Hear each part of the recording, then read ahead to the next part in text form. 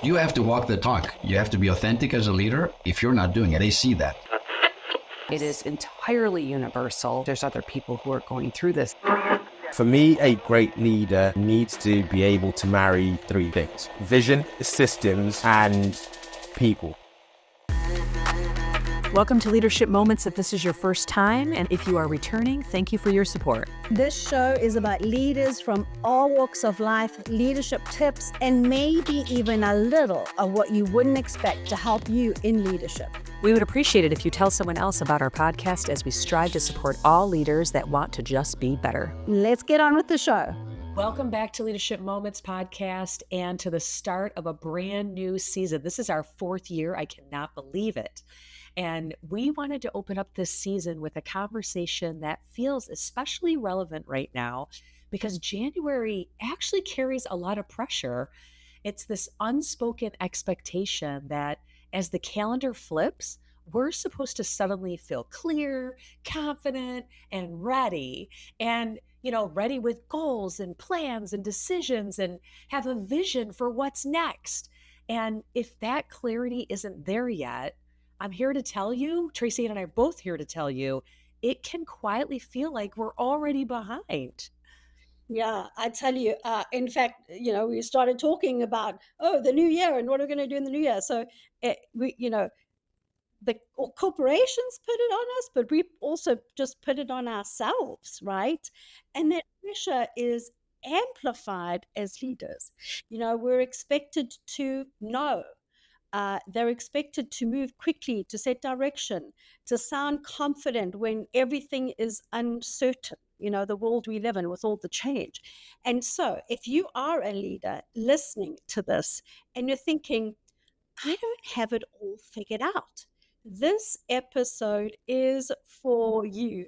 And today we want to talk about where does that pressure come from?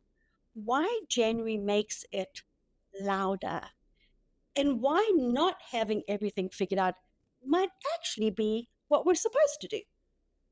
Yeah, so true, Tracy-Ann. I mean, January has this unique psychological weight to it, and it's treated like a reset button, as if December 31st somehow it closes all open loops, like just magically.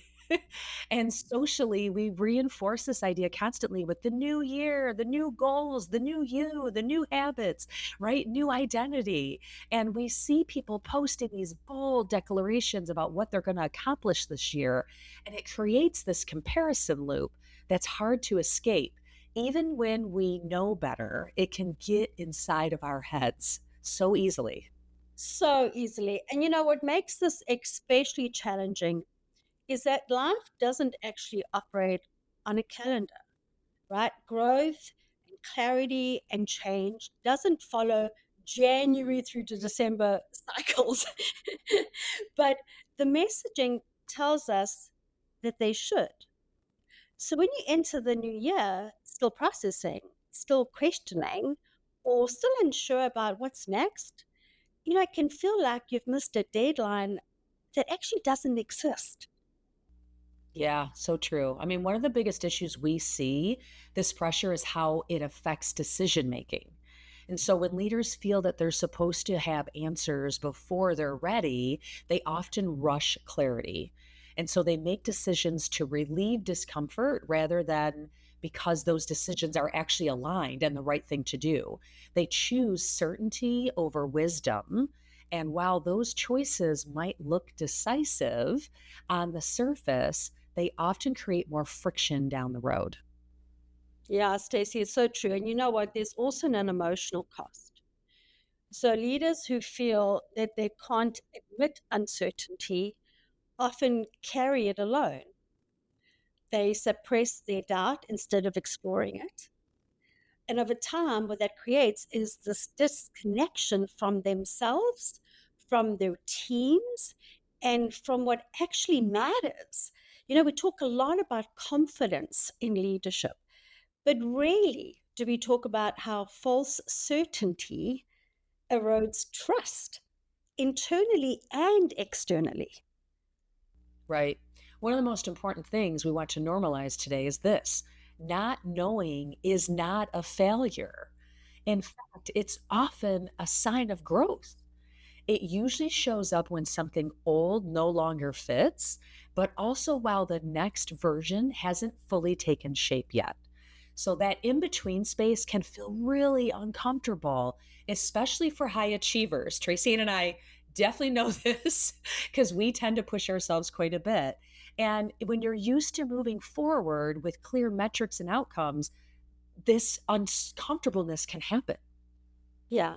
And this is where many leaders misinterpret the moment that they're in, right?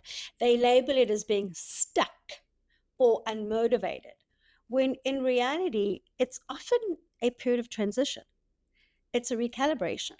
Something is reorganizing beneath the surface. And so instead of forcing answers that may not be there, you know, you want to oftentimes just listen more closely and pay attention to what's changing, what feels a little off, and also what no longer aligns. A powerful reframe we often offer leaders is this: you don't need everything figured out. You just need direction.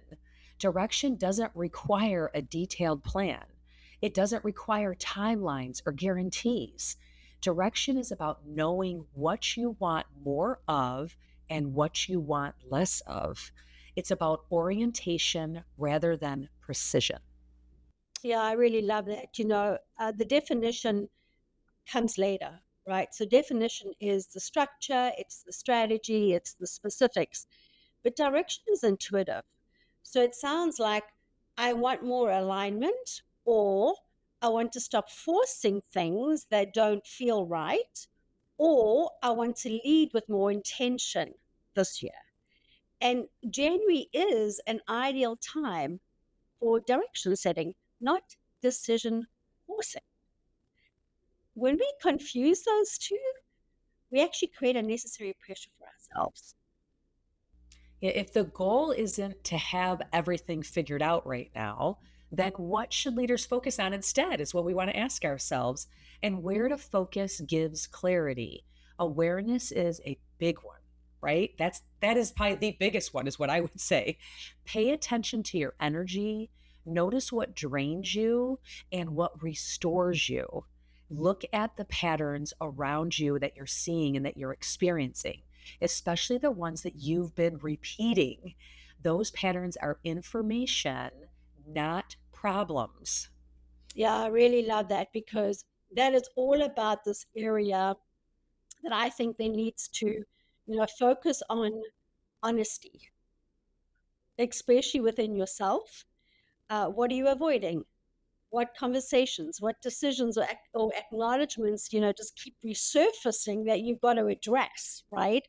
Often clarity doesn't come from thinking harder, it comes from being more truthful about what we already know but haven't fully admitted yet.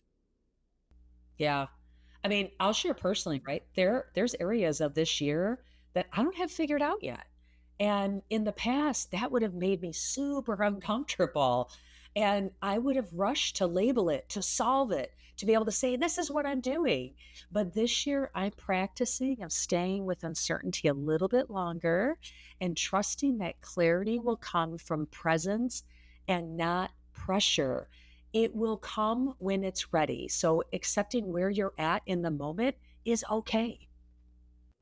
Yeah, and I think this goes along with a lot of the conversations that we have, not only with our clients but also with each other, right? And for me, it's been about releasing the belief that forward movement has to look a certain way. Okay, I'm allowing myself to move slower in some areas, to create more space before committing. And what I've noticed is that when I stop forcing the answers, better ones tend to emerge. Yeah. So if you're listening and feeling like you should have more clarity by now, we want to offer you the permission to let that go. You're not behind. You're not failing. You're not doing it wrong. You're in the process, which is exactly where you need to be. Yeah. And leadership isn't about having everything figured out all the time, every moment of the day, right?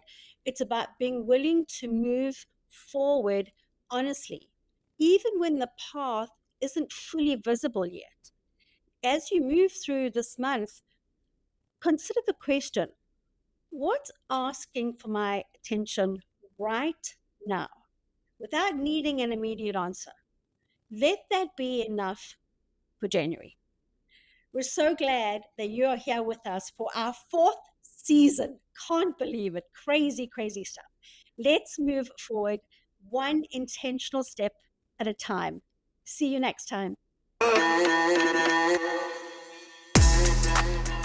If you enjoyed the show, please go to leadershipmomentspodcast.com to subscribe to the podcast or on your favorite player, as well as follow us on Instagram and LinkedIn. You can also send us a message on what you like and don't like, or what guest you want us to have on the show. So until next time, This is Stacy Castor, and what doesn't challenge you won't change you. and I'm Tracy-Ann Palmer. Be the change you wish to see in the world.